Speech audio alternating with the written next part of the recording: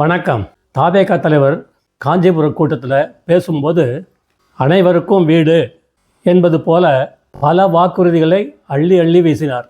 அண்ணாதுரை அவர்கள் தேர்தல் வாக்குறுதியை சொல்லும்போது 3 படி லட்சியம், 1 படி நிச்சயம் அப்படின்னு சொன்னார். தேர்தலில் ஜெயிச்சப்புறம் 1 படி 3 ரூபா அப்படின்னு விற்றார். இலவசம் கோவிந்தா. இப்போ இவர் என்ன பண்ணியிருக்காருன்னா, வீட்டுக்கு 1 கார் லட்சியம், 2 வீலர் நிச்சயம் அப்படின்னு சொல்லியிருக்கார். இது தவிர திராவிட கட்சிகள் வாக்குறுதி கொடுப்பாங்க பாருங்கள், பொய் வாக்குறுதி. அது மேலே இவரும் நிறைய சொல்லியிருக்கார். இதுக்கெல்லாம் நிதி நிலைமை எங்கே இருக்குது?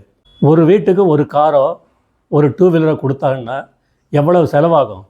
இதெல்லாம் வாக்குறுதி கொடுக்கும்போது நினச்சி பார்க்குறாங்களா? வர்ற புது கட்சி கூட இப்படி இருப்பாங்க, பொய் வாக்குறுதி கொடுக்கறதுலேயே இருப்பாங்க.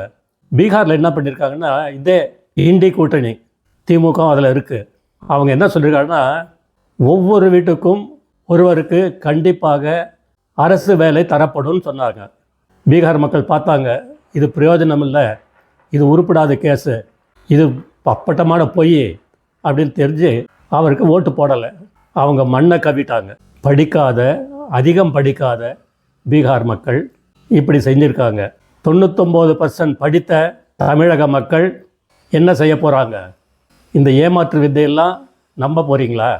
வந்தே மாதரம். ஜெய்ஹிந்த்.